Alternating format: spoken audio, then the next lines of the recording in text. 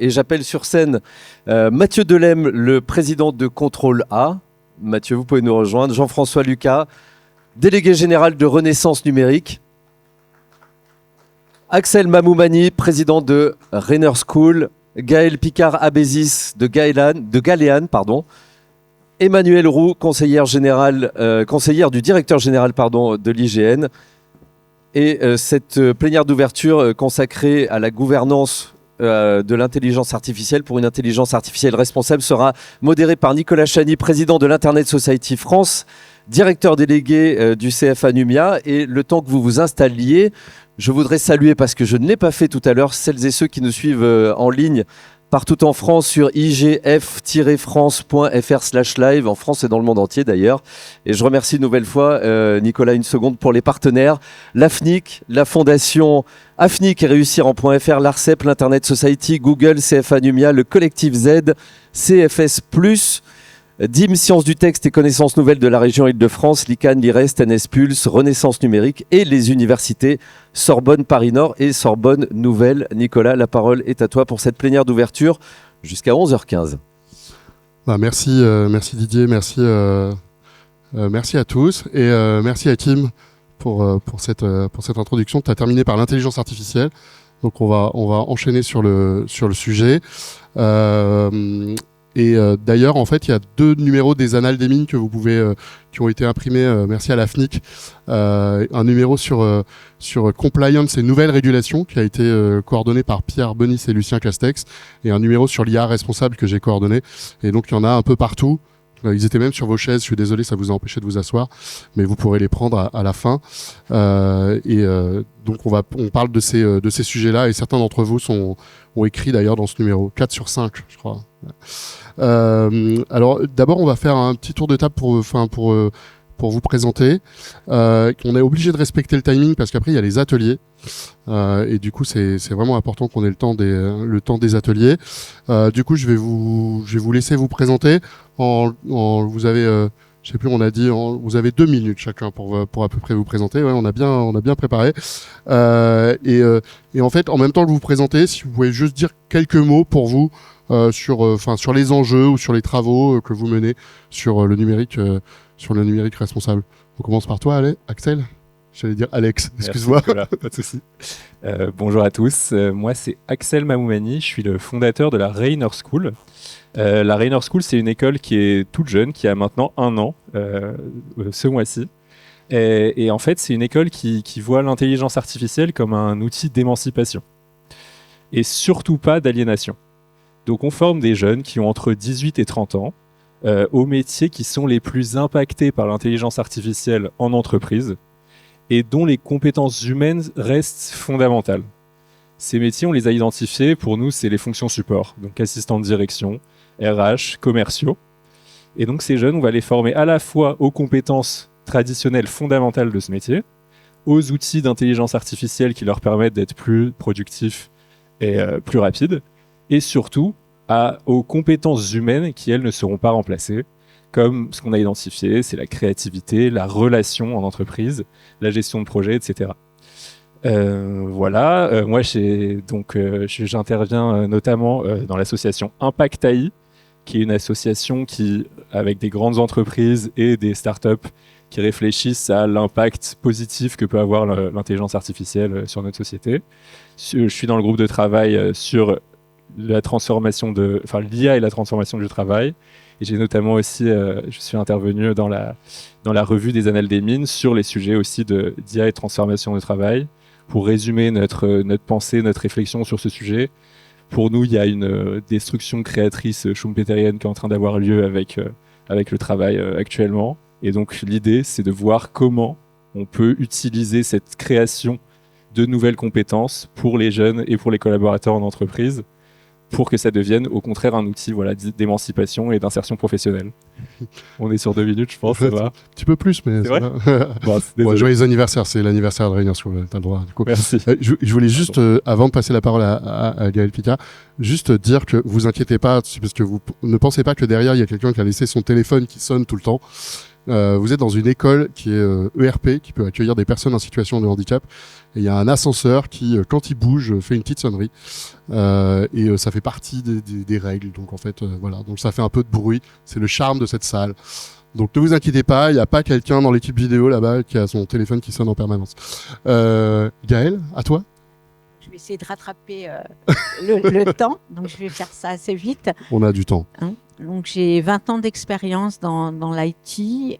J'ai co-créé une structure qui s'appelle Gaëlan, qui accompagne en fait à la recherche de fonds pour des startups souveraines, donc européennes, et au développement à l'international. À côté de ça, j'enseigne aussi en Master 1 en intelligence économique et cybersécurité. Et je forme aussi à ces sujets au niveau des entreprises. Et un autre sujet qui me tient à cœur, dont on n'a pas encore parlé, qui sont les deepfakes.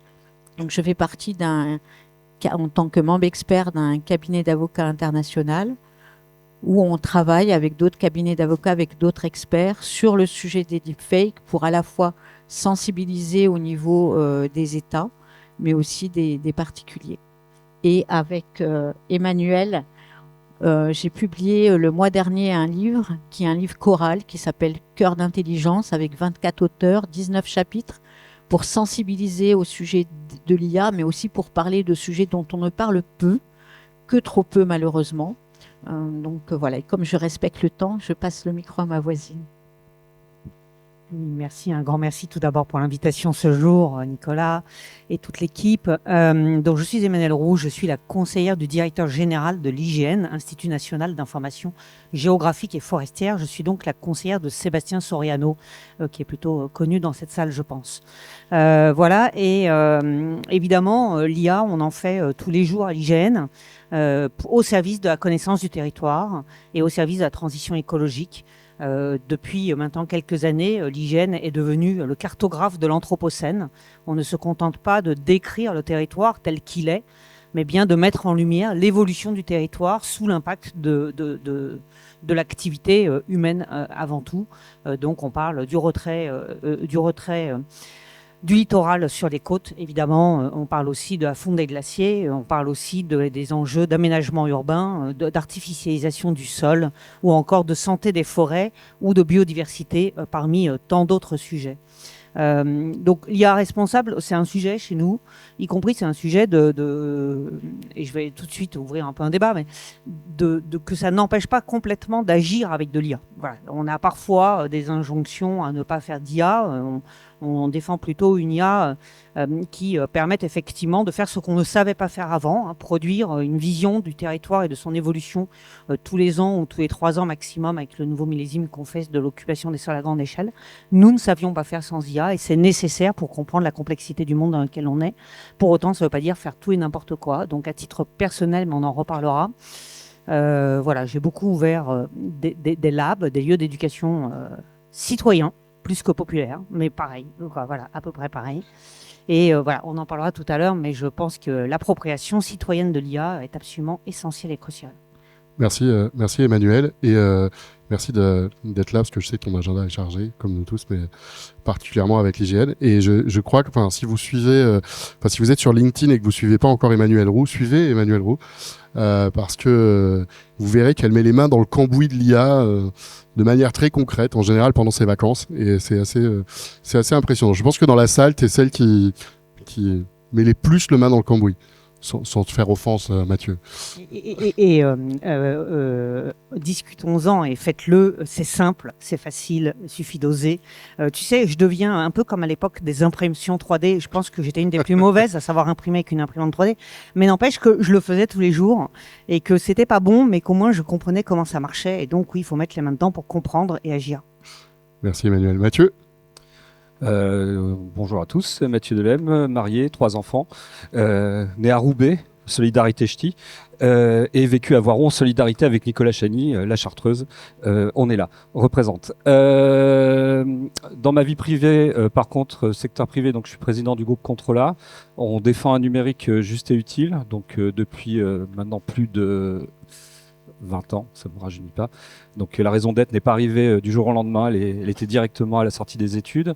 Le groupe Contrôle est composé de plusieurs entités, donc des entités comme Temesis sur l'accessibilité numérique, Smart Agence sur de la partie UX/UI et ECD sur la partie conception-production de projets technologiques. Ça, c'est ma casquette privée. Ma casquette société civile, donc je suis vice-président de l'AGIT, Alliance Green IT. Et donc, on travaille, nous, au niveau de la société civile, en lien avec aussi les acteurs comme l'ARCEP, sur des thématiques comme le RGESN, comme le RCP applicatif avec l'ADEME. Et j'ai créé aussi le groupe de travail GR491 qui a pas mal contribué au RGESN et à l'AFNORSPEC. Voilà. Merci Mathieu. Et pour rester dans le domaine de la Chartreuse, Jean-François. Je vais réfléchir à ça. Jean-François Lucas, alors moi je dis pas souvent que je suis né en Mayenne, c'est moins sexy, mais voilà. Je suis le délégué général de Renaissance Numérique. Renaissance Numérique, on est un think tank indépendant, affilié à aucune structure, aucun parti politique. On existe depuis 20 ans. On est une place de dialogue, un médiateur entre différents acteurs. Renaissance Numérique, c'est 42 structures adhérentes. Ça va d'indépendants à l'ISOC France, à des très grandes structures, qu'elles soient françaises, américaines ou autres. Donc, pour être très clair, on a lancé un groupe de travail sur la protection des mineurs en ligne. C'est un sujet qu'on investit depuis une vingtaine d'années. On a des gens comme Meta, comme TikTok, mais on a aussi des associations de protection de l'enfance. On travaille de près avec l'ensemble des régulateurs, donc voilà qui on est. Nous, notre raison d'être, c'est vraiment d'éclairer, c'est de débattre et d'éclairer les choix pour une société numérisée et responsable. Donc notre cible, c'est plutôt vous, c'est des gens qui prennent des décisions au quotidien. Tout est en ligne, mais on assume faire des productions qui ne sont pas forcément pour le grand public, parce que ça nécessite d'être un peu dans le bain du numérique. Et à ce titre, on a sur l'IA, alors on fait beaucoup de choses, mais juste 2 travaux, et je crois que je vais en parler un peu après. On a sorti le 7 octobre dernier un rapport qui s'appelle « Déployer une littératie en IA pour une société inclusive et émancipatrice ». Donc je pense que c'est en lien avec ce que disaient Hakim Oral et Nicolas aussi. Et toujours en lien, on a publié pour le Sommet mondial sur l'IA en début d'année, le 6 février, un rapport sur la place de la société civile dans la gouvernance internationale de l'IA. Donc, qui était de dire en fait comment la société civile et le monde associatif peut être un peu plus représenté dans ces instances. Et ça faisait le lien, je crois aussi, avec ce que tu disais, Nicolas, sur le fait effectivement que les discussions dans ce genre d'instances sont souvent avec les mêmes acteurs. Voilà. Merci à tous les 5. Pour commencer, on a prévu de parler un peu de l'IA responsable et de la façon de définir ce qu'on appelait l'IA responsable. Du coup, j'ai demandé à Mathieu de commencer ce petit échange sur ta définition de l'IA responsable, et puis aussi de faire un peu le lien avec dans le numéro des Annales de Mines sur l'IA responsable. Tu as fait le lien entre tu t'es demandé si l'IA c'était compatible avec l'éco-conception, qui est une chose que tu portes chez Controla. Donc voilà, si tu peux nous définir un peu l'IA responsable et puis nous faire ce lien avec l'éco-conception. Déjà, le terme IA irresponsable, j'ai du mal. Je le partage. Pour moi, progrès ou catastrophe, je ne sais pas non plus. J'ai pas encore la boule de cristal là-dessus. J'aime bien dire aux gens avec qui j'échange, c'est un peu Dr Jekyll et Mr IA. On ne sait pas où on va. Mais on a quand même, je dirais, moi j'ai vécu 2 révolutions avec mon âge avancé. C'est la révolution du web, parce que je suis cette génération de la fin des années 90 qui a connu, je dirais, l'arrivée du web. Donc c'était déjà pour nous une première évolution, le smartphone. Enfin bref, on a vécu plein de choses, sujets passionnants. Et là, il y a l'IA qui arrive. Donc c'est une deuxième vague. La vague, elle a l'air importante quand même. Elle est grande cette vague à prendre, je dirais. L'IA responsable, pour nous, elle est sur des piliers. Elle est sur le pilier de la notion de la souveraineté et de la donnée. Ça, c'est un sujet très important, de pouvoir savoir quelles sont les informations et qu'est-ce qu'on va nous restituer, je dirais, à travers le traitement de l'IA. La notion, bien évidemment, de la partie environnementale. On sait que les enjeux sont quand même très importants. On est quand même sur des infrastructures, sur des réseaux, sur des devices qui sont, je dirais, avec des véritables mécaniques, je dirais, de changement et de besoins de ressources diverses et variées. Environnement, sociétal, éthique, souveraineté et sociétal également sur les comportements, parce que moi, en tant que dirigeant même d'entreprise, je peux vous le partager, l'arrivée de l'IA et l'intégration de l'IA au niveau de la production de projets numériques, c'est déjà un enjeu parce que d'un point de vue efficience, on voit très bien que les moyens et les outils amènent à devoir... on est dans un sujet de transformation, on doit reconstruire, je dirais réaménager l'entreprise dans sa production. Et aujourd'hui, on voit que dans les ratios, par exemple, l'IA amène une efficience de là où vous avez besoin de 4 développeurs, on arrive à 1 développeur pour 4. Donc, vous imaginez bien l'impact et l'enjeu que ça peut avoir à l'échelle d'un secteur et d'une entreprise. Alors, je parle de la mienne, mais vous pouvez la décliner sur tous les secteurs. Donc, on a des enjeux aussi sociétaux, aussi bien sur nous, je dirais, comment on va utiliser l'IA dans le fait de pouvoir produire nos projets, mais également, bien sûr, dans l'usage de l'IA et, je dirais, tout ce qu'on voit comme déviance. Alors, moi, j'étais naïf au départ, dans le début des années 2000, je pensais que le web, c'était le savoir. Enfin bref, je voyais que les choses vertueuses, mais vraiment sur une forme de naïveté. Ça m'a permis de grandir et de voir aussi que l'arrivée de l'IA, comme le web à l'époque, risque d'avoir, je dirais, des déviances ou des dérives qu'on ne voit pas encore arriver. Donc voilà. Mais IA responsable, l'humain et l'environnement, enfin people, planète, prosperity et protection aussi, parce que je le rappelle, souvent on parle des 3 P, mais moi je rajoute aussi la partie protection sur la partie sécurité. Merci Mathieu. Je vais passer la parole à Gaël. Exercice aussi un peu de définition de l'IA responsable, et tu voulais aussi introduire l'IA responsable frugale. Oui. Alors déjà, souvent, quand on utilise des mots, c'est bien de savoir depuis quand est sortie cette notion. Ce qui est très gênant avec cette notion d'IA responsable, parce que pour moi, la responsabilité, elle est du côté de l'humain, pas du côté de l'IA. Et aujourd'hui, vu l'utilisation qu'on en fait tout un chacun, à la fois personnel et professionnel, j'ai l'impression qu'on a l'IA qu'on mérite. La notion d'IA responsable, elle est sortie autour des années 2018, de 2 façons différentes, autour de l'Europe, avec justement toutes ces réflexions sur les lois à venir, et en même temps avec Google, Microsoft et IBM sur la responsibility AI. Et donc, je n'aime pas cette notion, un peu comme toi, d'IA responsable, parce que pour moi, ça ne veut rien dire. Et la responsabilité devrait être portée par l'humain. Aujourd'hui, il y a plein d'autres termes qui veulent aussi rien dire et tout dire, que ce soit justement l'IA frugale, puisque l'IA frugale, elle est dans l'utilisation et le développement qu'on fait de l'IA éthique, de l'IA durable, de l'IA... Voilà. Donc, en fait, c'est un terme, pour moi, qui est un terme parapluie. Voilà, un terme parasol. Ça dépend de tout ce qu'on met en dessous. Et c'est dommage qu'on n'ait pas trouvé un terme déjà issu vraiment de l'Europe et pas des États-Unis et de l'Europe, puisque nos alliés qui n'en sont plus, voilà, il faudrait à un moment donné se décoller de tout ça, je me permets, et trouver le terme vraiment à la fois utile et qui veuille dire quelque chose de vraiment concret. Merci Gaël. Et je vais passer la parole à Emmanuel, un peu le même exercice, mais peut-être faire le lien avec la façon dont vous incluez l'IA dans la stratégie de l'IGN. Oui, voilà, très bien. Un peu comme je le disais tout d'abord, peut-être une IA possiblement responsable, c'est une IA souveraine. C'est une IA dont on définit est souveraine au sens où nous la décidons. Nous décidons ce que nous voulons en faire, nous ne la subissons pas. Et donc, ce qui est souverain, en fait, c'est d'abord ce qui est commun. Et donc, c'est d'abord une IA en commun. Et donc, c'est effectivement ce que nous, on fait à l'IGN par le fait que nous ouvrons nos sets de données, bien évidemment. Nous sommes en open data sur intégralement tout ce qu'on fait. Nous avons ouvert nos modèles. Nous partageons nos données d'entraînement pour la communauté scientifique et de recherche.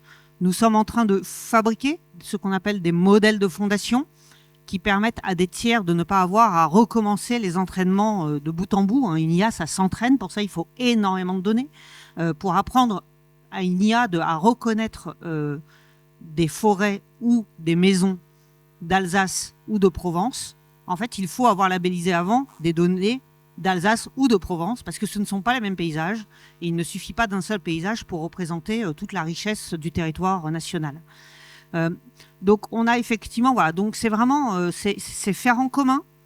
Faire en commun, c'est aussi faire dans des alliances publiques-privées, puisqu'aujourd'hui l'hygiène, à travers son dispositif d'alliance, travaille en alliance publique-privée. Et c'est aussi faire au service de l'avenir.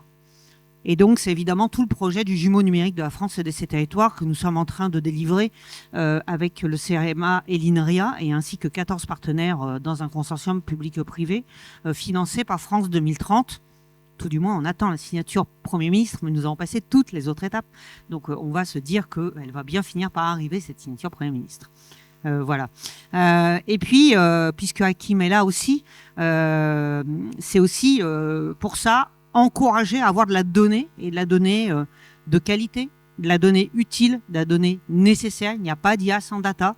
Et donc, nous avons construit depuis peu la fabrique de la donnée territoriale, dont Hakim Oural est le président ici présent. Merci Emmanuel. Jean-Françoa, tu voulais ajouter quelque chose ou non? C'était un peu surprise. Non, mais oui, tu me prends. On avait prévu que j'intervienne à la fin. Oui, j'aurais beaucoup de choses à dire, mais non, je vais pas lancer dessus. Moi, il y a. Je sais pas ce qu'est l'IA responsable à partir du moment. Déjà, je sais pas de quelle IA on parle, mais voilà. Donc, admettons, et je vais parler que d'IA générative. Je pense qu'il faut juste qu'on se pose la question de ce qu'est une IA éthique et responsable. Éthique, pourquoi? Parce que je pense qu'on n'a pas d'IA éthique aujourd'hui générative à partir du moment où on exploite une partie de la population africaine, que ça soit des mines aux travailleurs du clic qui vont entraîner ces IA. Par contre, la responsabilité, ça peut être de dire que je suis un acteur responsable en connaissance de cause de cela. Ça ne veut pas dire que je valide la posture, mais du coup, il y a juste, voilà, c'est juste des réflexions qui moi m'inspirent, mais qui sont aussi dans le rapport. Donc, j'aurais beaucoup de choses à dire là-dessus. Mais juste ces deux notions qui me paraissent intéressantes à chaque fois à se questionner: éthique, responsabilité. Merci Jean-François. Emmanuel, vas-y. Je me permets, Nicolas. C'est important, quand on parle d'IA à l'hygiène, on fait de l'IA depuis maintenant une petite dizaine d'années au total, et 2019 en production industrialisée à l'échelle de la France. Donc ce n'est pas que de l'IA générative, évidemment, même si on utilise aussi de l'IA générative dans certains process pour fabriquer des images d'entraînement, par exemple. Merci. Si vous avez des questions, on peut prendre, ou si vous voulez apporter des choses à la réflexion, vous pouvez. Et je fais faire l'hôtesse. Je viens à vous. Bonjour, je suis Jean-Philippe Desranleau, membre de l'Institut de l'économie, avec mon ami Laurent Bloch à ma gauche. Un livre vient d'être publié sur Ne faites plus d'études de Laurent Alexandre. Je ne sais pas si vous l'avez lu, les 20 premières pages sont en libre consultation.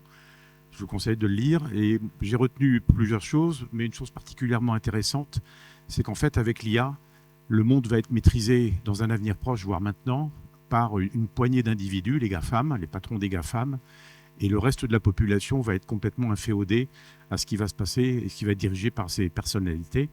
Ce qui se passe aux États-Unis avec le président Trump nous en fait la démonstration. Les manipulations qui sont faites dans toutes les actualités, notamment les actualités politiques électorales, sont des sources d'inquiétude très importantes. Quelle vision avez-vous de cette évolution, de cet avenir, notamment pour tout ce qui concerne la formation et l'éducation de nos enfants?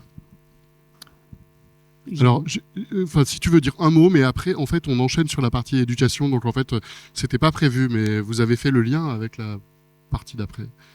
Allez, alors, un mot, confiance. Voilà. Et confiance, et juste dire que si vous regardez le moment de la naissance de l'imprimerie, eh bien, en fait, c'était l'époque des fake news, c'était le drame absolu, les gens allaient devenir idiots, on allait perdre notre mémoire, le savoir allait être transformé par les gens, la parole allait s'arrêter. Et finalement, nous sommes là, et je pense que moi, en tant que femme, je suis mieux aujourd'hui qu'il y a 4 siècles. Voilà. Merci Emmanuel. J'ai passé la parole à Gaël. On va parler un peu de formation et d'éducation à l'IA. Toi, Gaël, tu es beaucoup... très impliqué dans Numéum depuis longtemps. Et donc, c'est quoi les besoins des entreprises dans la formation à l'IA? Comment tu vois les sujets d'enseignement dans le cercle de l'entreprise plus particulièrement? Alors, je vais me permettre une petite digression. Et tout le monde, vous pouvez tout vous permettre ici. Allez-y. Eh ben, très bien. Parce qu'on regarde souvent ce qui se passe en France, notre petit nombril, ce qui se passe en Europe, un peu, mais pas ce qui se passe en Afrique. J'étais au Digitex Africa à Marrakech. J'ai moi-même vécu de l'âge de 1 an à 18 ans au Maroc. Et je suis la semaine prochaine à Tunis. Il y a le forum de l'intelligence artificielle des pays de la Méditerranée. Je fais une petite parenthèse parce que les livres de Monsieur Alexandre sont souvent des livres un peu provoques pour faire de la vente, etc., mais qui n'amènent pas au débat. Ce qui se passe en fait en Afrique, où les maths, en tout cas dans de nombreux pays, ont toujours été une filière d'excellence et continue. Et d'abord, on le voit dans tous ces étudiants des pays africains qui viennent en France dans nos grandes écoles. C'est que c'est justement là, il y a de la confiance et de l'espoir, puisque sur l'IA, tous ces POC là qu'on fait avec toutes ces startups en fait qui meurent d'époque avec les entreprises. Là-bas non, là-bas c'est des proof of success. C'est on y va, on n'a pas le temps. On va sur des sujets à impact, sur la santé, sur l'éducation, sur l'agriculture, parce qu'ils le vivent de plein fouet les problèmes climatiques. Et donc là-bas la formation est un label d'excellence. Là-bas, on top l'excellence. On va pas seulement, faire un. Quand on fait des études, on fait des études qui ont du sens et qui vont loin. Donc, je pense qu'il faut aller regarder là.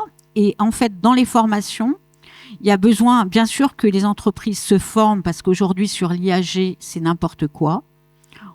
Les gens font leur SMS, font leur mail, balancent des appels d'offres dans l'IAG alors qu'ils sont censés être les experts de leur secteur.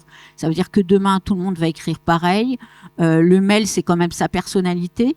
Voilà. Et on va servir une soupe qui n'aura plus de grumeaux. Alors moi, à la base, j'aime pas la soupe avec les grumeaux, mais là, dans la symbolique dont je parle, je souhaite qu'il y ait de la soupe aux grumeaux. Voilà, que ça soit pas quelque chose de lisse. Et je crois justement, j'ai un enfant qui va faire, du moins un jeune adulte, il aimerait pas qui va faire ses 20 ans, qui fait des études dans la tech.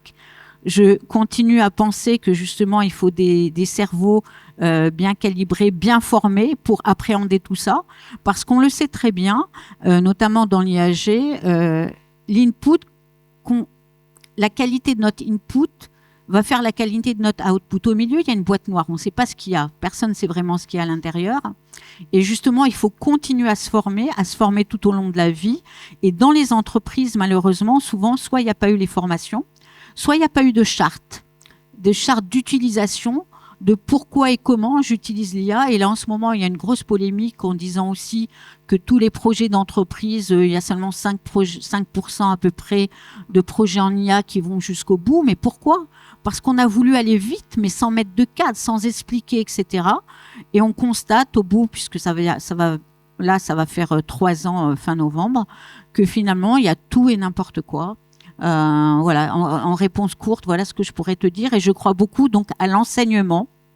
Il y a énormément de choses qui se font à travers. Je pourrais parler aussi des pays du Nord que je connais bien, qui sont des pays d'ingénieurs, de regarder ce qui se passe aussi là-bas, notamment en Finlande, en Norvège, en Suède, parce que là-bas, ils ont réussi à créer des ponts entre la recherche et l'industrie, ce que nous n'avons toujours pas réussi à faire dans certains pays d'Europe, dont la France. Merci Gaël. Tu as parlé de cerveau bien fait ou bien formé. Axel, si je ne parle pas de toi, hein, je parle de ton métier de tous les jours. C'est quoi les plus gros enjeux que tu vois ? Parce que toi, tu es sur le terrain, tu prends des gens, en plus tu le fais en apprentissage. Tu convaincs des entreprises de prendre des collaborateurs que tu vas former. Qu'est-ce que tu vois sur le terrain ? Ouais, et on forme aussi les collaborateurs en entreprise, que ce soit des assistants au comité de direction, donc c'est intéressant. Alors par rapport à votre question, monsieur, sur le livre de Laurent Alexandre, en fait, déjà, le point de départ, c'est qu'il faut distinguer, et Nicolas, tu le fais dans ta question, la formation de l'éducation. Donc quand on parle de formation, et notamment en fait de formation professionnelle, on parle d'une cible et d'une population qui est très différente des jeunes qu'on va éduquer là en profondeur avec la mission d'éducation nationale qui reste toujours de faire des citoyens libres avec un esprit critique, etc., éclairé. Alors sur la formation, je vais vous donner juste mes retours d'expérience sur les deux sujets, puisque nous on est en fait hybride, on est à mi-chemin entre les deux. Sur la formation professionnelle, ce qu'on observe au sein des grandes entreprises, on a formé par exemple tous les assistants chez AstraZeneca.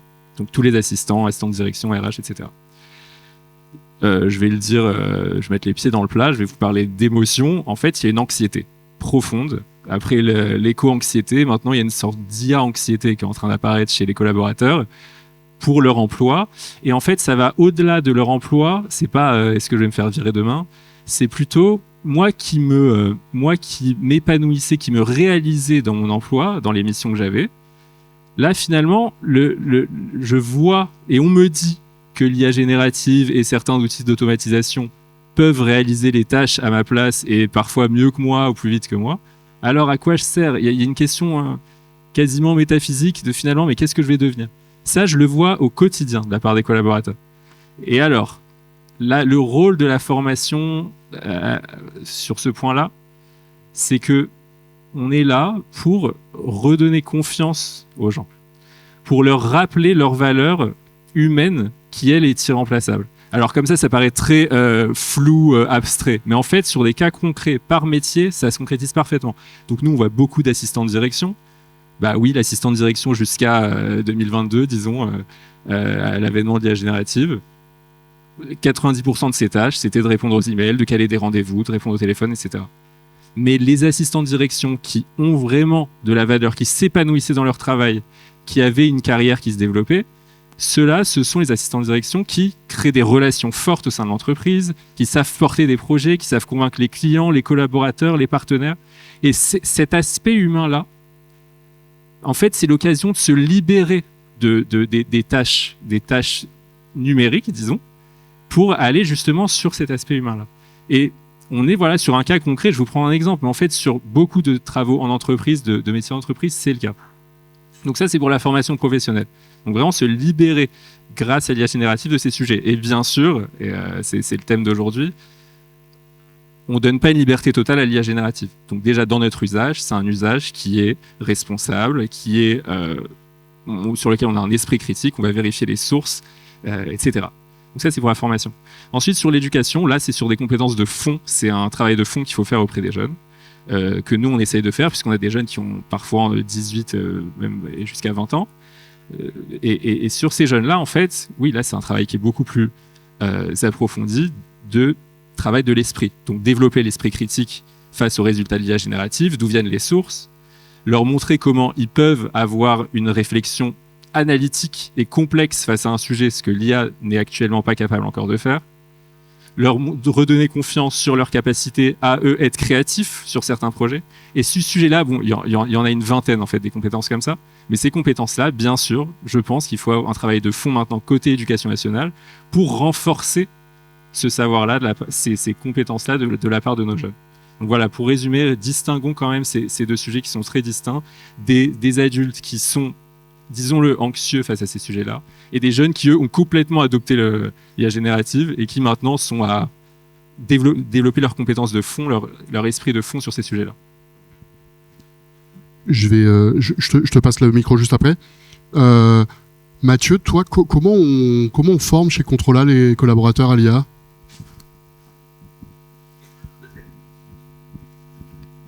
Dans le métier du numérique, il y a deux façons d'aborder le sujet. Il y a la façon interne, ça veut dire ce que j'expliquais tout à l'heure sur comment on intègre les outils IA dans la production et dans l'échelle de production, mais il n'y a rien d'innovant pour nous parce que c'est des outils, c'est des moyens. Donc voilà, quelque part, c'est vraiment, je dirais, l'intégration d'un service.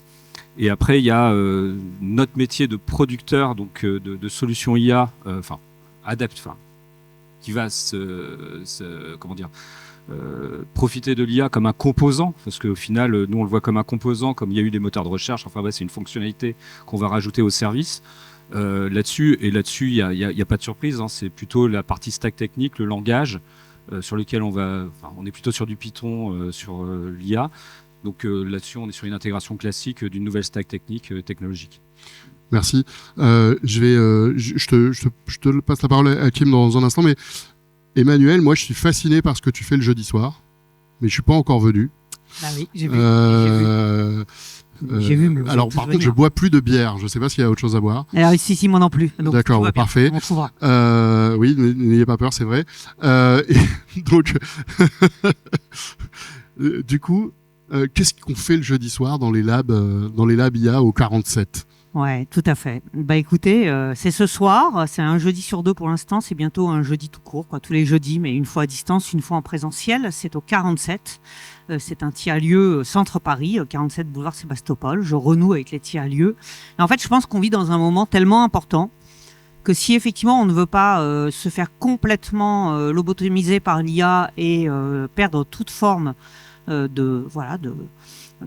d'agenda sur notre propre vie, je dirais ça comme ça, bien il faut juste devenir acteur et sortir d'une position de consommateur.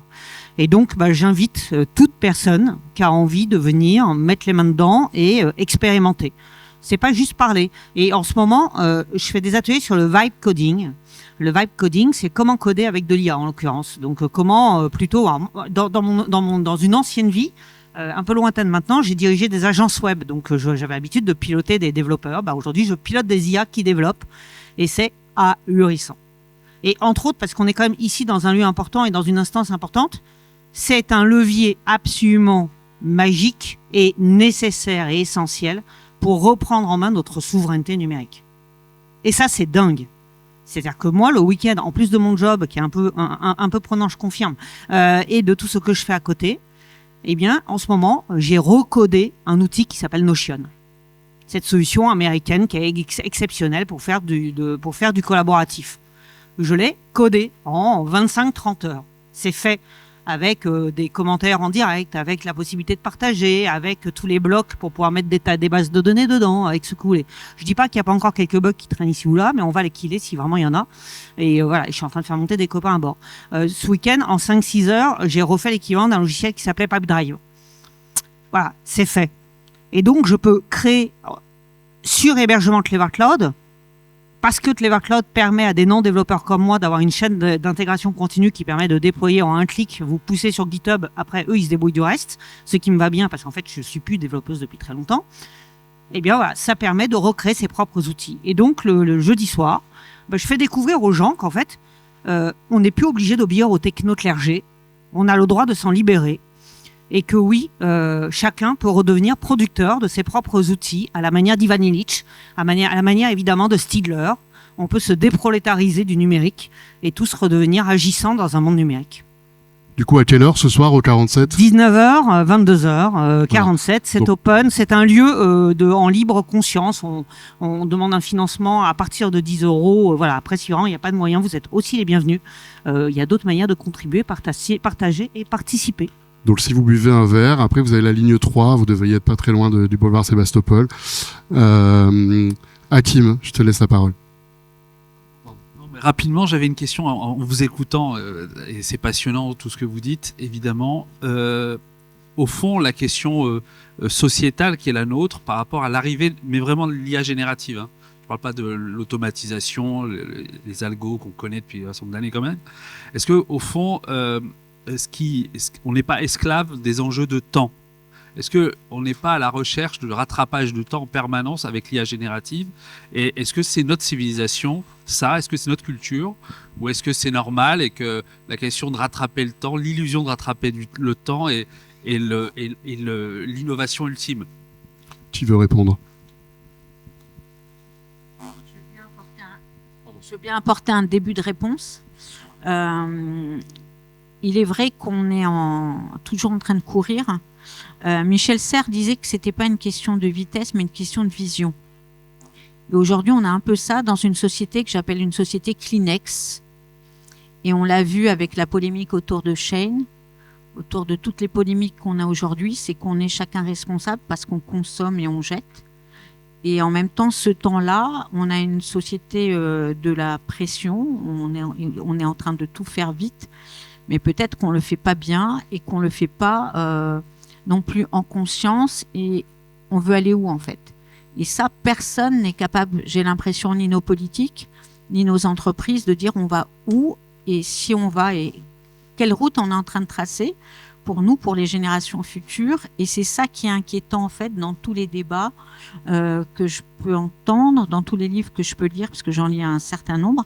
Je ne lirai pas celui de Monsieur Alexandre pour diverses raisons qui me sont propres. Mais je vois que dans certains pays aussi, parce que j'ai la chance, de par mon activité, de bouger beaucoup, qu'ils ont peut-être un peu plus de vision, parce que, notamment, je regarde beaucoup ce qui se passe au MILA au Canada, à Montréal, où c'est ce centre de recherche international en IA, où ça a été une vision il y a 30 ans de créer ça, et aujourd'hui, si c'est là, c'est parce qu'il y a eu de la vision il y a 30 ans. Emmanuel? Oui, très belle question que tu poses là, Kim. Moi, j'ai envie toujours de ramener en ce moment, je crois, tout à la pensée de Bernard Stiegler. Vraiment, et je crois qu'il faut absolument remettre ces travaux en lumière, en valeur. Et entre autres, l'un de ses derniers livres s'appelait La disruption. Oui, c'est ça, c'est La disruption. Et posait la question du rapport de la folie et du temps. Et c'était bien avant l'IA générative et bien avant cette vague que nous sommes en train de prendre. Moi, ce qui me frappe, j'ai commencé sur un MO5 Thomson. J'avais 10 ans dans les banlieues dans les banlieues parisiennes, et ce qui me frappe, c'est effectivement depuis maintenant une quarantaine d'années, donc j'ai toujours su passer d'une phase à l'autre.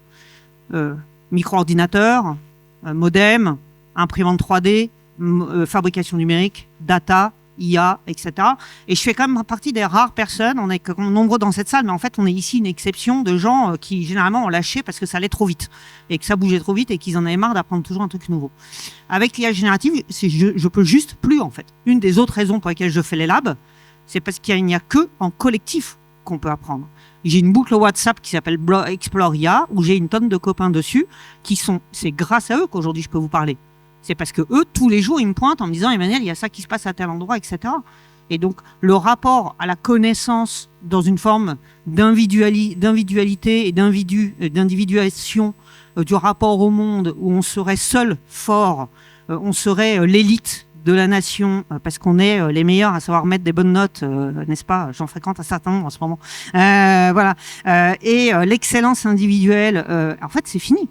Il n'y a plus que l'excellence collective dans la complexité du monde. Et donc, comment on invente les formes d'apprendre collectif? Alors, si quelqu'un veut... Tu veux faire une remarque sur le sujet? Ouais, c'est le côté paysan que je peux avoir là-dessus, mais pragmatique, parce que c'est mon quotidien. On voit très bien, Hakim, aujourd'hui, je vais prendre un exemple sur les marchés publics auxquels on répond. On nous demande de faire des réductions de coûts. Et quand tu es prestataire de service, c'est bien, le rapport il est assez simple, hein, c'est du temps homme avec un prix journée homme. Donc de façon très pragmatique, aujourd'hui on nous demande avec ou sans IA. Enfin, et le sujet est juste pour savoir quel est le rapport du coût à la fin et qu'il y a un rapport temps.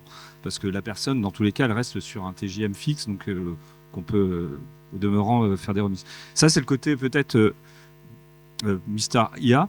De l'autre côté, et je rebondis sur ce que disait Emmanuel, par contre sur notre souveraineté logiciel, enfin je rappelle ce qu'on vient de subir là avec Microsoft dernièrement sur la montée de version et les modifications et les besoins de modifications matérielles qui sont un impact considérable d'un point de vue environnemental sur les ressources.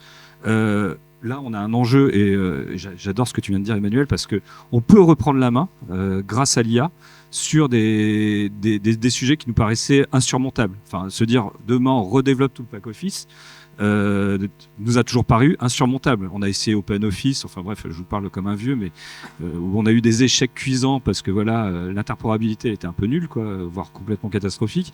Donc là, on a vraiment aussi un enjeu là c'est plutôt le côté Dr Jekyll, de peut-être reprendre une souveraineté nationale européenne, j'en parle pas parce qu'elle n'existe pas, en vrai, juridiquement, la souveraineté européenne n'existe pas, mais on a des enjeux. Merci. Est-ce que quelqu'un veut prendre la parole? Pierre.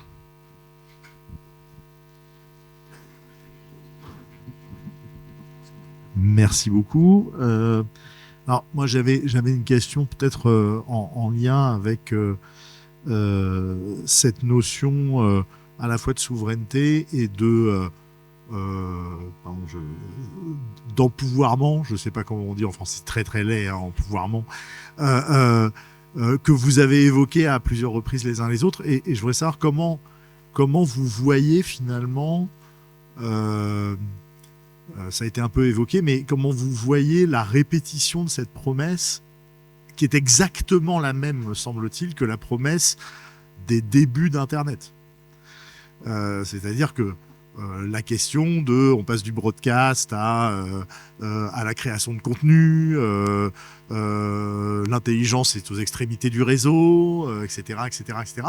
J'ai vraiment l'impression d'entendre la même chose, pardon, je fais un peu vieux du coup, que dans les années 90. Donc, 2 questions par rapport à ça. Est-ce que vous considérez que si cette promesse est si attirante aujourd'hui, ça veut dire que la promesse des années 90 n'a pas été tenue? Parce que si elle avait été tenue, on ne trouverait pas que c'est génial, puisqu'on le ferait déjà, dans une certaine mesure. Et deuxième question, si vous considérez que la promesse des années 90, du début de l'Internet, on va dire, n'a pas été tenue, qu'est-ce qui vous fait penser qu'elle sera tenue cette fois-ci avec l'IA? Si vous pensez que la promesse n'a pas été tenue, puisque aujourd'hui tout le monde dit c'est génial l'IA, ça nous permet d'être autonome et indépendant, donc ça veut dire que la promesse n'a pas été tenue, et si elle n'a pas été tenue, qu'est-ce qui vous pensez que cette fois-ci ça marchera, alors que la dernière fois ça aurait peut-être pas marché? Merci. Merci Pierre. Je vais faire un peu le maître du temps, parce que comme on est tous un peu vieux, parce qu'à 11h30 il y a des jeunes qui arrivent. C'est ça que je voulais dire. Donc, Ouais, merci. Je vais essayer une réponse relativement courte, mais on peut en débattre des heures. En fait, cette promesse, elle est essentielle. La promesse de l'encapacitation, tu vois, on est citoyen de la République française. Comment j'ai envie de reposer ça à un moment donné, quoi? À un moment donné, il y a un mec qui s'appelle Ferry et qui a dit oui, les enfants des agriculteurs ont le droit d'apprendre à lire et à écrire pour participer du monde. C'est ça le sujet, en fait. Et on a abandonné ça. Il y a eu cette promesse des années 90. Il y a eu une incompréhension complète de nos politiques, de nos décideurs et de toute l'élite française qui a exclu, en fait, ce champ-là. Excusez-moi, je suis un peu cash par moment. Et ce sera ma parole personnelle. Oubliez l'hygiène dans l'histoire au passage. Voilà. Mais bon, voilà. Mais en tout cas, il y a eu complètement. Moi, j'ai participé à un truc qui s'appelait le Club Sénat.fr. Ça devait être en 2000, quoi. Tu vois, pour essayer vaguement d'apprendre aux sénateurs ce que c'était. On a perdu. Le jour où la France a voté Hadopi, on a perdu. Point. Ce jour-là, le monde a bifurqué dans une direction qui n'était pas la nôtre. Et en fait, donc on a perdu. Et on a perdu parce que a été décidé que le citoyen n'avait pas le droit d'agir et devait être consommateur de services numériques pensés et produits par les autres. Donc on nous a fait des belles interfaces, on nous a fait de l'UX, on nous a dit venez voir les belles images, vous n'avez pas besoin de comprendre le code sacré qui doit rester à la main du techno-clergé. C'est ça qui s'est passé depuis 25 ans, c'est ça qu'on subit. Donc les plateformes sont arrivées, le techno-clergé américain est meilleur que le techno-clergé français visiblement. Mais c'est le même. Et il y a eu cette croyance que le numérique n'était pas pour le citoyen français. Point final. Si ce n'est pour consommer, dématérialiser et payer ses impôts. Point. Et donc, comme on a subi ça, eh bien oui, aujourd'hui, l'IA ouvre cette fenêtre de tir incroyable de dire on peut remettre une pièce à la machine, on a le droit de rejouer. On a le droit de refabriquer nos outils. On a et on a des décideurs qui, quand même, on est un certain nombre dans cette salle, ont appris, peut-être on a des exemples de dire c'était vraiment pas des bonnes idées qu'on a eu là. On a un Trump qui nous aide beaucoup en ce moment à dire qu'on a quand même un vrai problème et qu'il faut reprendre nos destinées en main. Donc voilà, on a une fenêtre de tir pour rejouer. Donc moi, c'est play a game, quoi, tu vois. Je vais passer la parole dans la salle à une question et après on va assez courte parce qu'après on va laisser la parole à Jean-François pour nous parler du rapport de Renaissance numérique. Oui, ce n'est pas une question, c'est une remarque. Emmanuel Saint-James, enseignant-chercheur à Sorbonne Université. Moi, je veux revenir sur la question de l'éducation dont on a parlé trop brièvement, je pense. Quelque chose qui me paraît extrêmement important, c'est d'abord de commencer par remettre en question le vocabulaire. Et en particulier de remettre en question le vocabulaire de l'informatique, parce que c'est très grave en France, parce que la plupart du temps, on fait de la traduction littérale de l'anglais sans voir qu'il y a beaucoup de problèmes derrière. Alors en particulier, le pire, c'est évidemment le mot intelligence, parce que intelligence en anglais, ça se dit cleverness. Donc pour les anglophones, parler de artificial intelligence, ça veut dire parler de savoir artificiel. Et déjà, le fait de dire à nos jeunes un ordinateur, ça vous apporte du savoir, ça vous apporte pas de l'intelligence, ça me paraît absolument fondamental. Et une variante aussi de ce genre de problème, j'étais à une table ronde il y a quelque temps avec une collègue anthropologue qui me disait, les enfants me disent, mais pourquoi apprendre des choses? L'apprentissage, c'est les machines qui font l'apprentissage, en plus il est profond, ce qui est en plus une erreur, parce que la profondeur dans le deep learning, c'est la profondeur du réseau neuronal qui est en dessous, et pas l'apprentissage qui est profond. Pour moi, il ne s'agit pas d'apprentissage, il s'agit de mimétisme. C'est de mimétisme massif et non pas de l'apprentissage profond. Je pense qu'à peu près tout le vocabulaire informatique français est à revoir, et quand on veut effectivement motiver les jeunes sur le fait qu'ils ont des choses à apprendre, à acquérir, ils ont de l'intelligence à fournir, il me paraît fondamental de commencer par dire attention au vocabulaire. Parce qu'ils fantasment complètement là-dessus. Alors je dis les enfants parce que c'est l'avenir et parce que c'est les plus fragiles, mais à mon avis, 99,9% des adultes font exactement les mêmes erreurs. Merci pour ces précisions qui sont vraiment importantes et je pense que tout le monde partage. Je vais passer la parole à Jean-François. Donc pour nous parler un peu du rapport qui vient de sortir de Renaissance numérique sur l'IA et la littératie. Merci beaucoup de me permettre ça. Je suis désolé, une parenthèse. C'est pas contre vous, monsieur. Vous avez cité Laurent Alexandre. Moi, je pense qu'il faut vraiment qu'on se dise les choses. Mes collègues ont été polis. Je pense que c'est quelqu'un de dangereux, de nauséabond par les idées politiques qu'il véhicule, ça regarde que moi, d'incompétent sur ce qu'il fait. Je pense qu'il n'a pas besoin d'être lu. Déjà, financièrement, il n'en a pas besoin.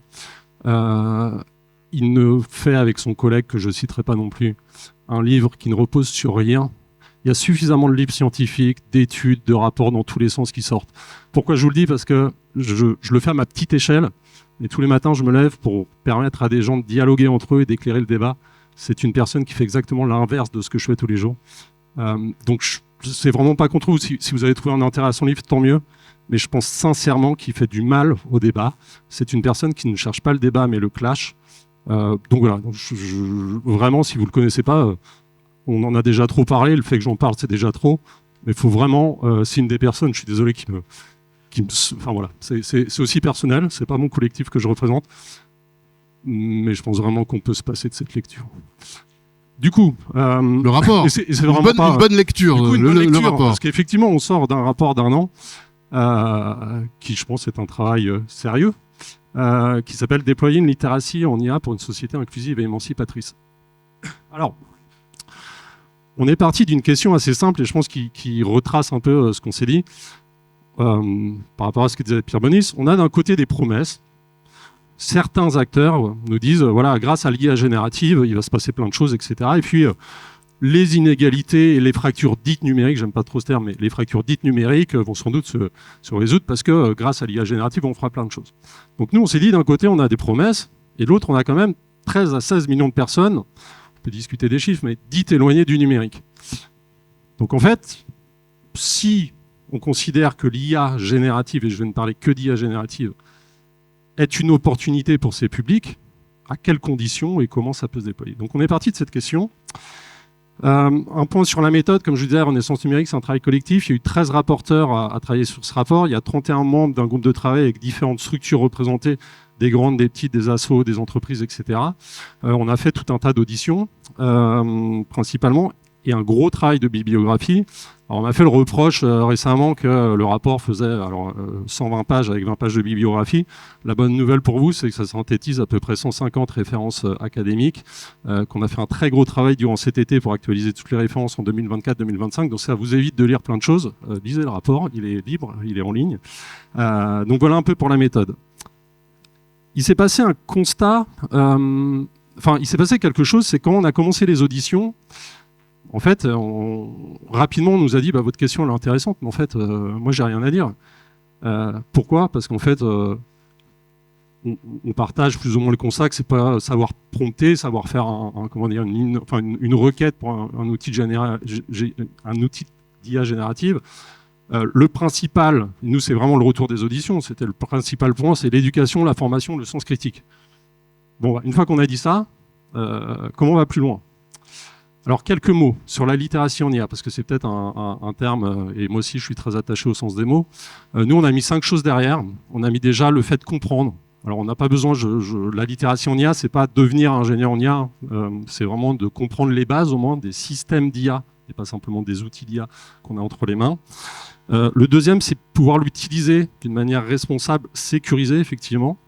Le troisième, c'est d'évaluer les résultats, donc simplement se poser la question, non pas de pouvoir évaluer finement, mais en tant qu'utilisateur, de dire est-ce que ce que me répond ce dispositif d'IA, je peux avoir une pleine confiance ou est-ce qu'il faut que je le discute.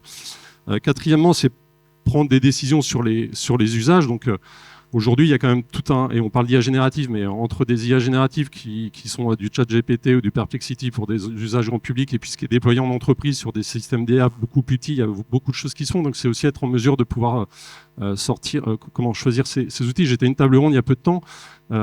J'ai appris que la Chine sortait 20 000 modèles d'IA. Alors je vais dire, je ne sais plus si c'est tous les mois, ou enfin c'est un truc complètement fou. Donc en fait, il y a des milliers et des milliers. Alors distinguer les modèles d'outils, mais on est quand même sur des choses très impressionnantes. Et puis le dernier, c'est de participer au débat démocratique. Donc c'est-à-dire de pouvoir au moins avoir des discussions sur ce sujet. Alors le problème, il est que, comme je disais, on nous disait, en fait, votre question n'est pas inintéressante, mais en fait, ça fait 20 ans qu'on se la pose. C'est-à-dire que la computer literacy, l'OCDE, l'UNESCO, ils en parlent depuis 2004. Je ne vais pas faire toutes les sources, mais le Conseil national du numérique, 2013, fait un rapport sur, je crois que c'est le numérique, comme levier d'inclusion. Donc en fait, nous, on s'est trouvé assez vite démunis en disant, en gros, on est tous d'accord, l'éducation, la formation, le sens critique, mais en vrai, comment on fait? Comment on fait dans une société, pour ne parler que de la France, qui n'a pas les moyens, enfin, qui se discute les moyens, c'est des choix politiques, mais ne serait-ce que, et je vais parler que de l'école parce que j'ai pas trop le temps, mais on s'est intéressé à la formation professionnelle, on s'est intéressé aussi à cette question hors les murs de l'école. Il y a beaucoup de personnes qui ne sont pas à l'école et donc qui devraient avoir accès ou plus d'accès à des formations. Il y a plein de choses qui se font, mais c'est un peu de renforcement. Mais sur l'école, comment on fait quand les plannings, en gros, sont pleins du matin au soir? Je crois qu'on est un des pays d'Europe qui a les plannings les plus chargés pour les premiers cycles. Donc, comment on fait pour ajouter ou non certains cours?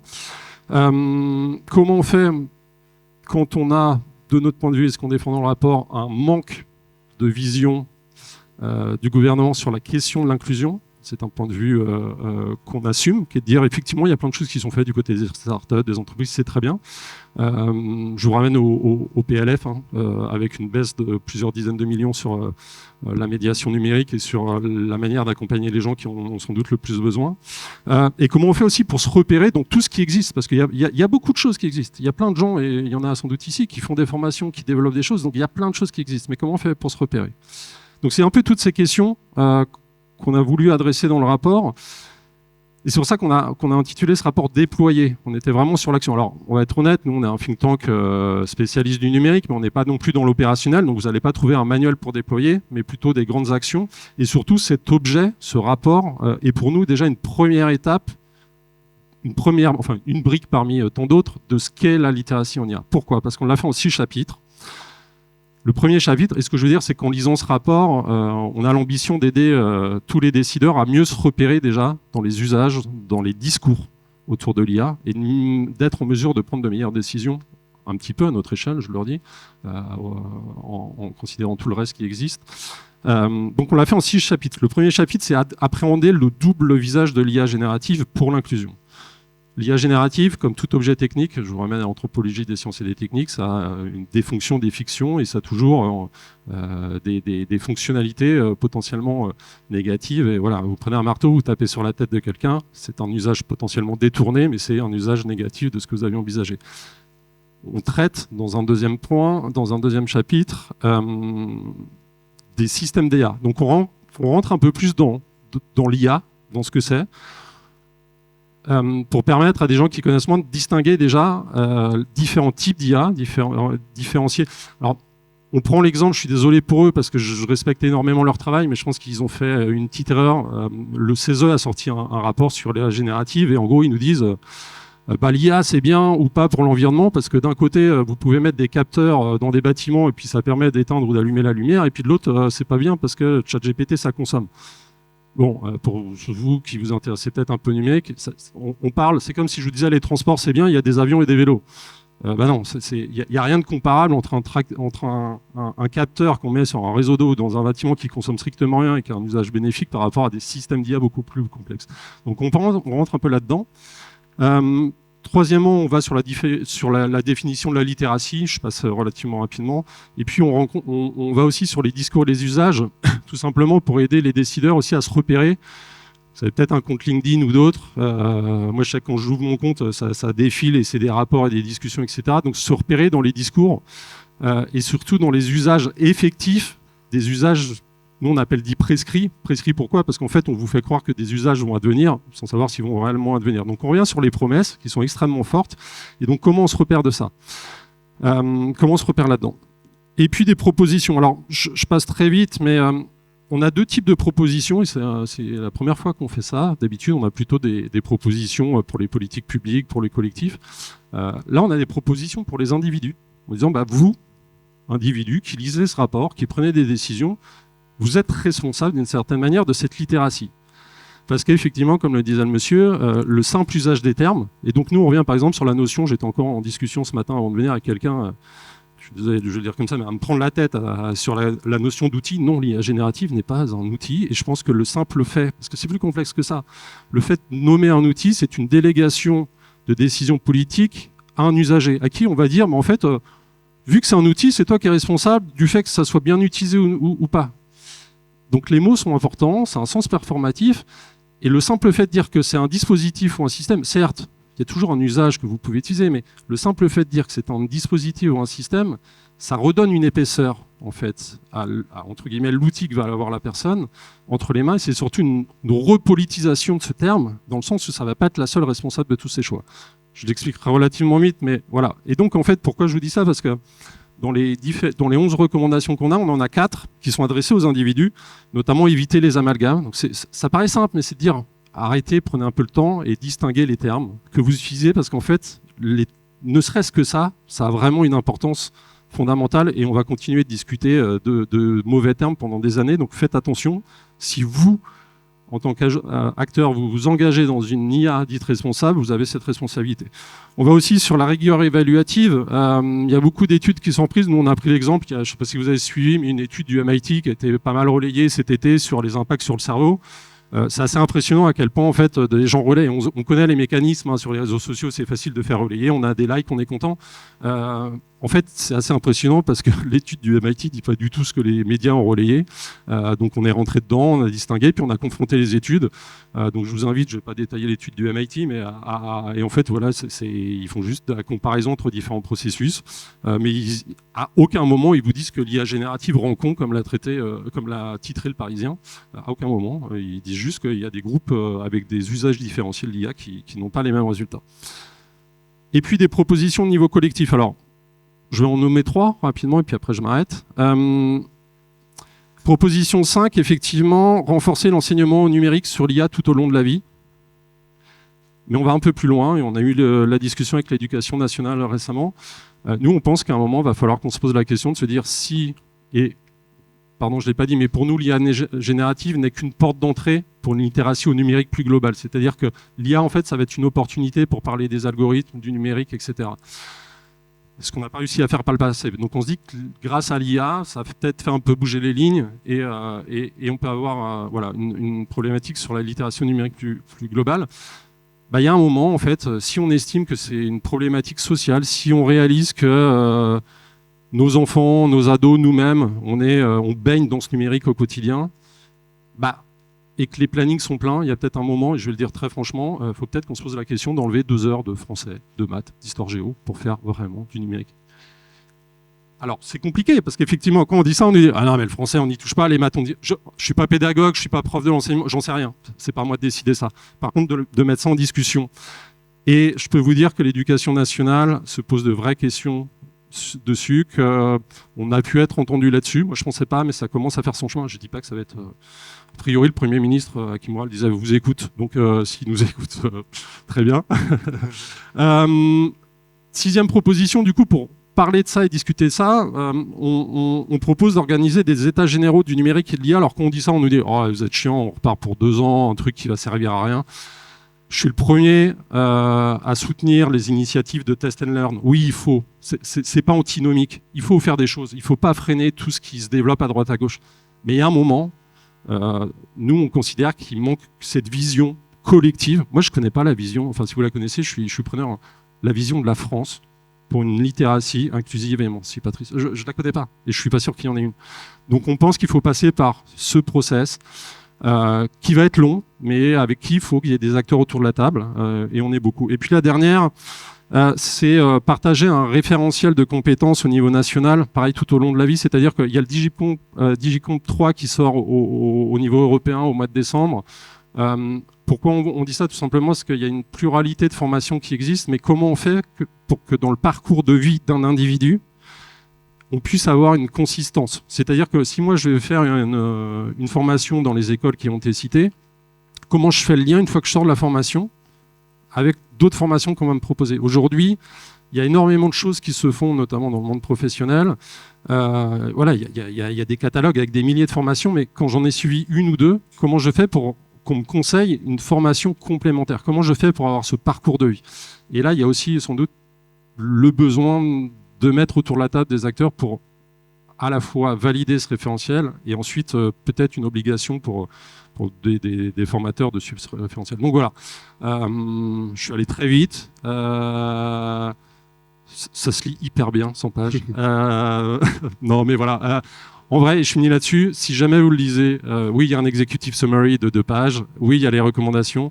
On est preneur de retour. C'est pas, je le dis pas dans le vent. C'est-à-dire qu'on a volontairement pas fait d'événement de lancement, qu'on a sorti notre rapport il y a un mois parce qu'on veut le faire dans 1 mois, dans 2 mois, et on commence à avoir des retours et on préfère avoir et faire un événement de lancement une fois qu'on aura déjà des retours sur les limites du rapport, sur les angles morts, et en discuter avec les gens qui nous auront fait un retour. Merci. Merci Jean-François et merci pour le travail de renaissance numérique. Pardon, quand même préciser que Nicolas, tu étais rapporteur et co-animateur du groupe de travail sur ce rapport, quand même. Je sais pas si. Enfin, vous avez plus travaillé que moi en tout cas sur le sujet. Dans quelques instants, on va passer aux ateliers. On va juste conclure on va conclure par un petit tour de table. Je voulais dire aussi que dans les ateliers, il y a des occasions de reparler de l'intelligence artificielle. Donc il y a l'atelier de Collectif Z, Zoé versus Adam. Il y a aussi un atelier sur l'IA après sur Internet, IA et territoire ce matin. Et puis du coup j'avais prévu une conclusion, mais du coup j'ai mis à la poubelle. Il y a mon avis Hervé Béraud qui est pas très loin et Laurence Constant qui adore les inclusions. Ils m'ont appris les inclusions, les déclusions dans les réunions. Voilà, ils m'ont converti à ça. Et donc en déclusion, souvent dans les réunions qu'on a fait avec Hervé et Laurence, la déclusion c'est avec quoi je repars. Du coup, c'est un peu ma question, mais en fait, ma question serait inversée. Avec quoi vous voulez que les gens de la salle repartent de ce que vous venez de dire pendant la dernière heure? Tu veux commencer, même si tu viens de parler 10 minutes, mais tu peux y aller? Non, mais comme ça, je passe le micro après. Ça va être très opportun et très malvenu de ma part, mais avec un lien qui s'appelle renaissancenumérique.org. J'ai pas de document papier, mais voilà, avec le lien, il est en homepage. Et sinon, j'ai des cartes de visite. Non, en plus, voilà, j'ai pas eu le temps de réfléchir, donc je le fais comme ça, mais il y aurait sans doute quelque chose de moins personnel et plus intelligent à dire pour le mais je l'ai pas tout de suite. Merci Jean-François. Mathieu? Vu que Jean-François m'a fait gagner du temps. Merci Jean-François. Non, moi je serais sur la thématique de la régulation. C'est un sujet qui est important pour moi. Mon expérience sur l'accessibilité numérique depuis 2005 me fait dire que dans tous les cas, si on attend le bon sens ou je dirais les bonnes initiatives, ça marche pas. Très clairement, le monde est fait ainsi. Il y a des gens bienveillants, il y a des gens merveilleux, et ainsi de suite, mais ça marche pas. L'accessibilité numérique, on a bien vu que de 2005 jusqu'à 2016, c'est pas passé grand-chose, très clairement, parce que c'était pas une obligation légale. Il n'y avait pas des pénalités associées. Et attention, hein, c'est quelqu'un qui vient du monde de l'open source et du libre qui vous parle. Alors là, c'est complètement, je suis en schizophrénie totale. Mais sans la régulation, pardon, ça ne marche pas. On voit que les choses ont avancé. RGPD, la partie RG2A a pu avancer à partir du moment où il y avait malheureusement et tristement des pénalités. Enfin, le gendarme fait avancer les choses. Je vois Pierre hocher la tête, mais tristement, j'en suis arrivé un peu à cette conclusion personnelle, que les choses auront pu avancer dans ce sens-là. Et donc nous, en tant qu'acteurs de la société civile, et j'en finirai, on est très heureux de pouvoir contribuer et partager avec des acteurs comme l'ARCEP. Je me méfie parce que j'en finirai enfin, et pour conclure, et voilà. Gendarme du temps. Emmanuel. Moi déjà, j'aimerais que vous repartiez avec la question des mots que vous avez posés, qui est essentielle. On a trop parlé pendant 25 ans, c'est une des raisons de l'échec du numérique, comme s'il était seul et unique. On se remet à parler de l'IA, et tu as fait la remarque tout à l'heure, et qu'on devrait tous parler des IA. Donc déjà, soyons vigilants aux mots, effectivement. Deuxièmement, venez un jeudi soir à 19h, 1 sur 2, donc là c'est maintenant ou le 27. Après, c'est sur mon compte LinkedIn. Ils arriveront à 20h. Et puis quand même, parce que c'est mon actualité, je lance avec l'IGN, et là pour le coup, dans ma fonction à l'IGN, la très belle République des cartes, ou comment faire le Cambridge Analytica des cartes, c'est-à-dire comment rendre conscient pour tous que nous sommes enfermés dans un rapport au monde qui nous échappe parce que les cartes nous imposent, et les cartes américaines nous imposent une vision du monde, et qu'on doit refaire de la liberté cartographique. Donc si vous voulez participer et contribuer, allez voir le site et on en discute quand vous voulez. Et si tu as encore le temps de rester pour Internet IA et Territoire, tu es la bienvenue pour en parler. Gaëlle. Moi, ce que je veux retenir et ce que j'aimerais que vous reteniez, c'est que des moments comme ça sont importants, parce qu'aujourd'hui, on est dans une société où il n'y a pas de débat. On n'est pas les uns avec les autres, mais les uns contre les autres. Et je pense qu'il est important que nous ayons à nouveau du débat, et notamment sur ce sujet-là. Parce que juste, il faut se remémorer qu'à l'époque justement de l'imprimerie, il y a certains pays, certains continents qui ne sont pas passés à l'imprimerie aussi vite que d'autres. Vous irez chercher qui. Et ces gens-là qui avaient pris de l'avance ont pris du recul. Donc ça, c'est important. Il y a un sujet que je n'ai pas eu le temps d'évoquer, c'est que je suis aussi senior advisor de 2 startups en IA. Et les mots, en effet, ont de l'importance. Une des startups en question a équipé la prison de Villepinte. Donc c'est vrai que les prisons, ça n'intéresse personne. Ce sujet-là n'est pas passé dans les médias parce que les prisons n'intéressent personne. Sauf que ça nous coûte énormément d'argent. Ils ont mis en place une application en IA qui permet aux détenus, en fait, de reprendre leur parole. Parce que quand on sort, si on ne maîtrise pas les mots et la parole, on ne sait pas se réinsérer. Grâce à ça, au bout de 3 ans, il y a 87% en moins de récidives. Je voulais finir par le fait que l'IA, c'est un yin et un yang. Donc il y a en effet sa part noire et sa part lumineuse. À nous, justement, de nous approprier ces 2 sujets. Et si on doit repartir avec quelque chose, c'est ça. Voilà. Merci Gaëlle. Axel, pour conclure. Pour conclure, ce que j'aimerais vous laisser, je vais terminer avec des vers de Rilke. Je vais vous laisser un poème. On s'appelle la Rainer School. C'est en hommage à Rainer Maria Rilke, le poète. Rilke nous dit dans mon cœur sauvage et sombre, l'immortalité dort sans abri. Rilke, c'était le poète du temps long, du temps infini même. Et donc justement, ça revient à votre question. On est, nous, des êtres humains qui avons ce sens du temps infini en nous, du temps long. On est dans une ère où l'IA va extrêmement vite, où il faut trouver du temps le week-end pour faire des posts LinkedIn et pour aller développer des applications soi-même, mais on n'a pas tous la capacité de le faire, c'est de plus en plus dur. Reprenons le temps d'explorer, de nous former, et donc de réhumaniser notre travail. Lâchons la mission, le combat qu'on a, qui est une fuite en avant en fait. On va essayer d'être encore plus rapide que l'IA, c'est pas possible. Et c'est même pas une vraie intelligence, comme vous disiez, monsieur. Donc gardons en tête qu'on reprend le temps pour notre humanité. Je conclurai sur ça. Merci, merci Axel. Merci à tous les 5. Merci Jean-François, Mathieu, Emmanuel, Gaëlle, Axel pour cet échange. Je vous demande juste 2 minutes, 30 secondes d'attention, parce que on va vous parler des ateliers qui ont lieu à 11h30, et après, c'est promis, il y a du café. Merci beaucoup et applaudissements pour Nicolas Chagny également. Et à vous tous les 5, merci beaucoup. Oui, les ateliers de cet après-midi, de ce matin, 11h30, 2 ateliers au premier étage, le programme s'affiche sur l'écran. BS13, deuxième étage, atelier intelligence artificielle et territoire avec Sébastien Bachelet. BS11, atelier vers la consécration d'un droit à ne pas utiliser Internet avec Laurent Bloch et Samy Swissy. Et puis ici, l'atelier Zoé versus Adam ou Adam versus Zoé, c'est comme vous le voulez, avec le collectif Z et les 15 jeunes du campus Fonderie de l'Image qui s'engagent à revenir cet après-midi. Non, c'est pas ça. Donc, vas-y. Donc, il y a 15 jeunes du campus Fonderie de l'Image et de l'école multimédia qui vont participer ce matin et cet après-midi. Ça fait partie de leur programme. Mais donc, vous avez le droit de participer. Vous avez le droit de venir, sauf si vous voulez tous participer, parce qu'il faut aller aussi dans les autres ateliers. Mais sauf que si vous participez à l'atelier du matin, vous vous engagez à poursuivre dans l'atelier de l'après-midi, parce qu'en fait, c'est une suite. Et après, on aura les restitutions tout à l'heure. Voilà, c'est beaucoup plus clair comme ça. Et on se fait une pause café pendant 15 minutes.